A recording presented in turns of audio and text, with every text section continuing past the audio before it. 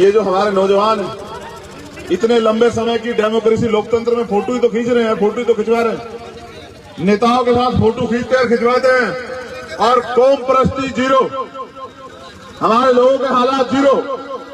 आज भी इस देश में ए भैया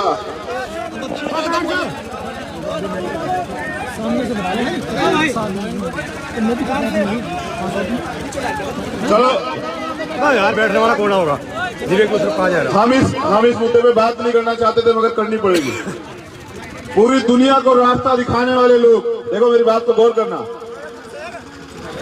अमल, पूरी दुनिया को अमल का रास्ता, मोहब्बत का रास्ता, अमन का रास्ता, अमन का पैगाम देने वाली कौम, तो कहां कमी रह गई कि इस देश के लिए कुर्बानी देने वाली कौम।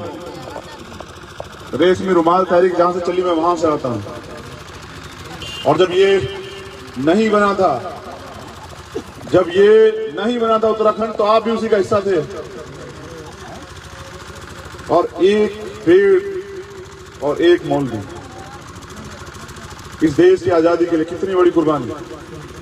एक पेड़ और एक मौलवी मार के लटकाया गया, तब जाके देश को आजादी मिली।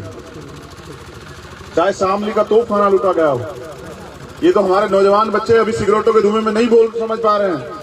ये तो निकल जाएगा, अभी एनआरसी सीए में निकाल रहे थे वो, इनकी हंसी तो सब बाहर हो जाएगी।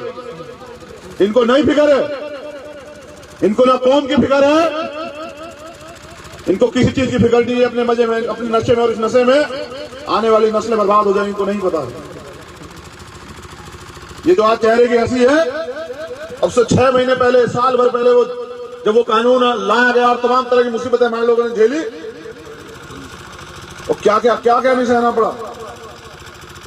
कोई कहता कि ये मुसलमान जो हैं, इन्होंने अपनी औरतों को बिठा दिया सड़क पे और खुद रजाई में घुस गए। हम आज के दिन हम खुद जेल में थे, दिल्ली में तिहाड़ में, जब जामा मस्जिद के ऐतिहासिक सीढ़ियों पे, जहां मौलाना अब्दुल कलाम आजाद साहब ने जब बंटवारा हुआ, रोका लोगों को कि मुसलमानों, इस देश को छोड़ के मत जाओ, ये देश आपका है। हम उस ऐतिहासिक जगह थे और पूरी दुनिया देख रही थी कि जहां इस देश में मुसलमान को अलग थलग करने की कोशिश की गई, वहां हमने तय कर लिया कि अगर हमें खून भी देना पड़ा, कुर्बानी भी देनी पड़ी, तो हम इस देश में वो नहीं होने देंगे जो इस देश ने एक लंबे समय से सहा है यहाँ। और आज हमारे लोग हंस रहे हैं, आपस में खुश हो रहे हैं। वो बर्बादी का मंजर अभी हमारे आंखों से नहीं सूखा है, वो जख्म हमारे अभी नहीं, वो अभी भी हरे हैं, वो अभी सूखे नहीं है, लेकिन हमारे लोग भूलने लगे हैं। वो जालिम फिर ले आएंगे, फिर क्या करोगे, कहां जाओगे? और इसका नुकसान किस किस को नहीं उठाना पड़ेगा, तुम पे क्या बीतेगी? उन माओं से पूछो जिनके बच्चों को जो है सरेआम गोलियां जो है उत्तर प्रदेश के अंदर मार दी गई। उन बेवाओं से पूछो जहां उत्तर प्रदेश के अंदर जो है नफीले भी नहीं मिले, और मेरठ के व्यक्ति को वहां गाजियाबाद में दफना रहे हैं, कारी साहब जानते हैं। और नहीं दिया क्या नाम, 100 भी जनाजा भी नहीं दिया, और कहा कि अगर दबाना है तो यही दबेगा, आओ अगर किसी को चाहिए 5-4 लोग बस। और तुम बड़े खुश हो, अच्छा है, तुम्हें खुश होना चाहिए।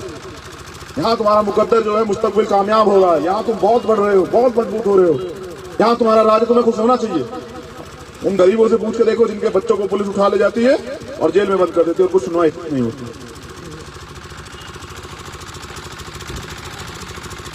ये उनकी कमी नहीं है, वो तो उनकी तो फितरत ही ऐसी है।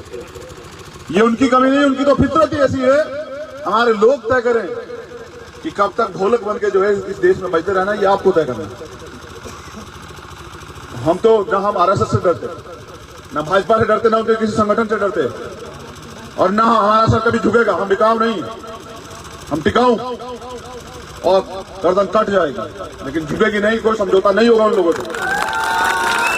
लेकिन आप ये सोचिए कि जब आपके लिए कोई लड़ रहा हो, आपके लिए उस अपना मान के आपकी लड़ाई को लड़ रहा हो, अगर आपका साथ नहीं देंगे तो वो लड़ेगा कैसे?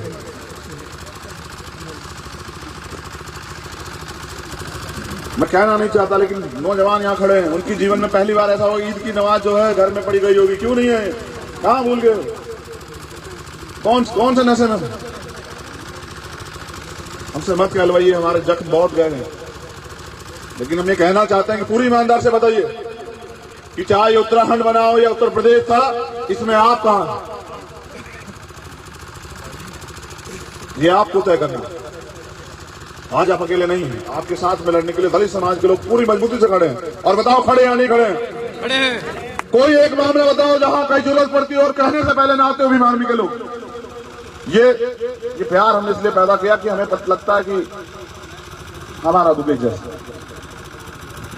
किसी हमें जाति के नाम पे, धर्म के नाम पे एक जैसा सताया जा रहा है, हमारा अधिकार छीने जा रहा है और हमें डरा के हमारी वोट ली जाती है। सच ये है कि लोकतंत्र में जिसकी ज्यादा वोट होती है उसका राज होता है। और अगर हम दो ताकतें आपस में मिल जाते हैं, और छोड़िए, और तो लोग आएंगे अपने साथ, जैसा आप इकट्ठे होते तीसरा व्यक्ति भाग के आएगा आपका भाई। अगर हम दो ताकतें मिल जाती तो राज किसका होगा? लेकिन वो उनको एक करने के लिए क्या मेरी जिम्मेदारी अकेले की? और अकेले के लेके हम लड़ सकते हैं? कोई एक भी मौजी आदमी खड़ा और बताए क्या कोई अकेला लड़के जीत सकता है यहाँ? तो जब 1 और 11 नहीं बनेंगे तो कैसे जीतेंगे बताइए? मैं ये बात आपके बीच में इसलिए रख रहा हूं कि देखिए, मैं आपको मीठी मीठी बातें नहीं सुना सकता हूं, मैं आपको झूठे सपने नहीं दिखा सकता हूं, मैं आपको सच बता सकता हूं। और सच ये है कि अभी हालात बहुत अच्छे नहीं, अभी हालात बहुत अच्छे नहीं। अरे हमने वो देखा 300 दिन से ज्यादा शाहीन बाग का धरना देखा। आप में से कितने लोग गए शाहीन बाग बताइए? बारिश, सर्दी, तूफान, इसलिए आपके अधिकार सलामत है कि हमारी वालिदा, हमारी बहनें वहां बैठी हुई।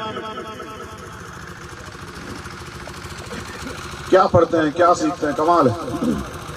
और अब भी कड़वी बातें इसलिए कह रहे हैं कि आपके जहन में असर हो और आप समझे कि लड़ाई जो है बहुत कठिन है। जालिम बहुत ताकतवर है, इतना ताकतवर है कि कभी भी हमारी गर्दन ऐसे पकड़ के दबा सकता है। और हमारे पास क्या है? हमारी एकता के अलावा क्या है बताइए? इसलिए क्योंकि इस देश का इतिहास है और दुनिया में भी इतिहास है।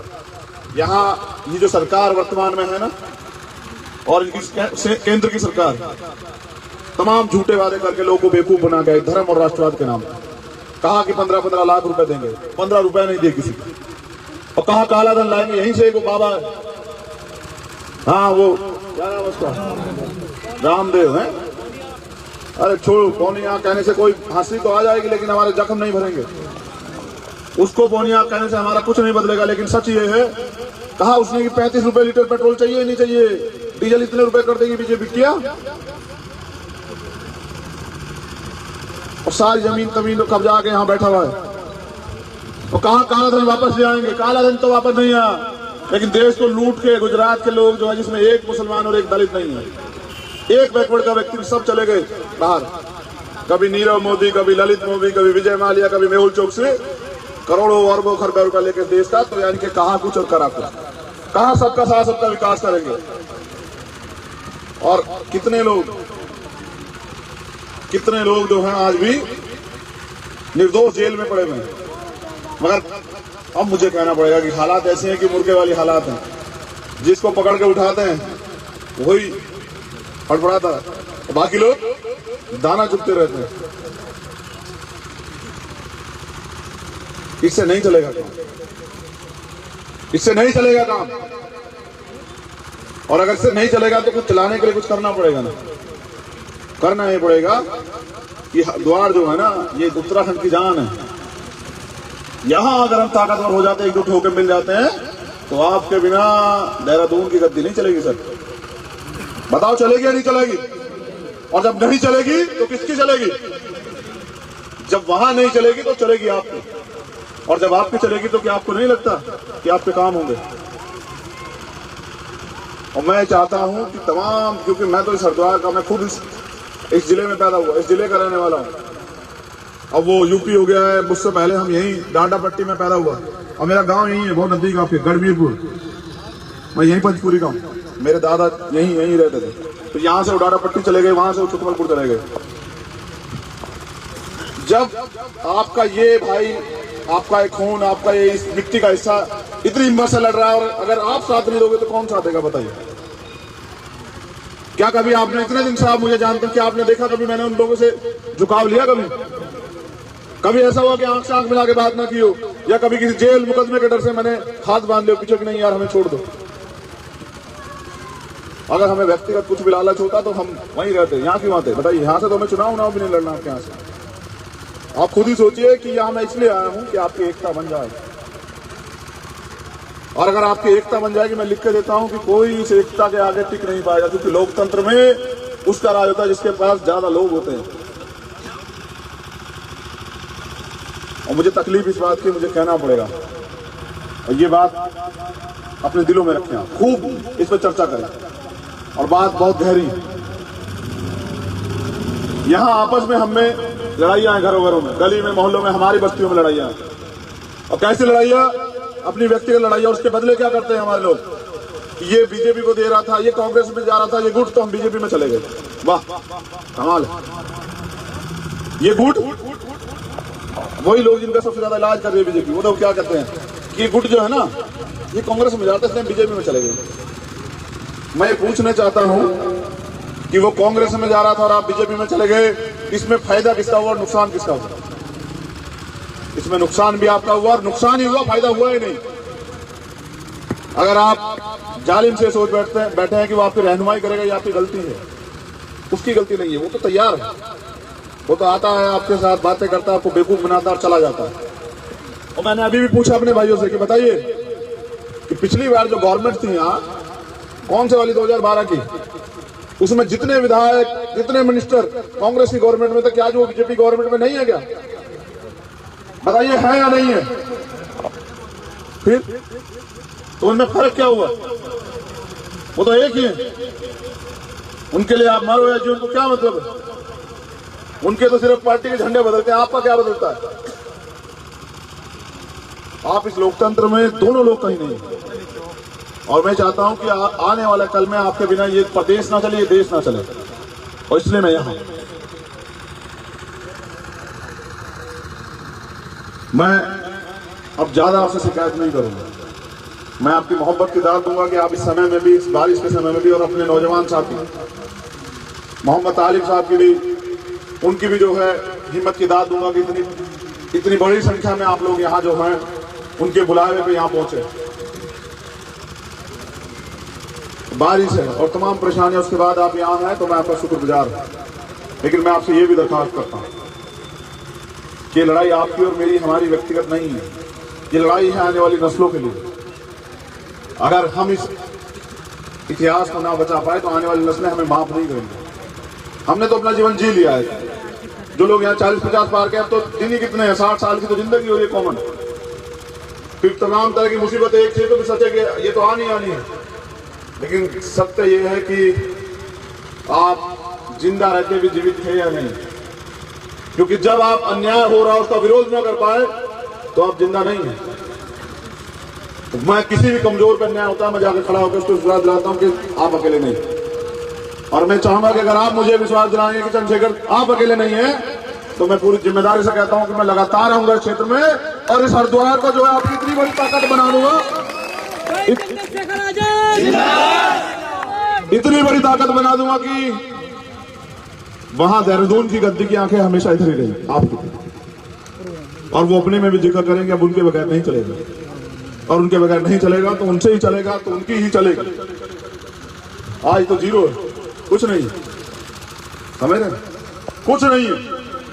क्या आपके बच्चों को रोजगार मिल रहा है? क्या अच्छी तालीम मिल रही है? और मैं कहना नहीं चाहता क्योंकि ये बहुत छोटा सा प्रदेश है, लेकिन मैं ऐसे प्रदेश से आता हूं जहां एक शख्स है बहुत बहुत बेइंतहा, जो है मैं उनको उनके कार्य को सलाम करता हूं, जिनका नाम है मोहम्मद आजम खान। और उनकी गलती सिर्फ ये है कि उन्होंने तालीम के लिए, गरीबों के बच्चों के तालीम के लिए एक यूनिवर्सिटी बनाई। बाकी कोई चोरी नहीं की है, कोई चोरी नहीं की है, मेरा उनका दूर दूर का कोई रिश्ता नहीं है। लेकिन वो एक जिम्मेदार व्यक्ति है और ईमानदार व्यक्ति, इसलिए मन की कदर करता है।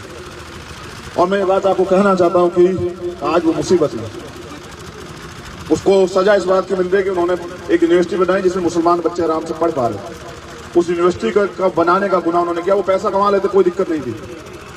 आज वो जेल में है, उनकी पत्नी भी जेल में थी, अभी छुट्टी है, उनका बेटा भी जेल में। और अगर इस तरह से आप लड़ने वालों का साथ छोड़ोगे तो सब लड़ेगा कौन, बताइए।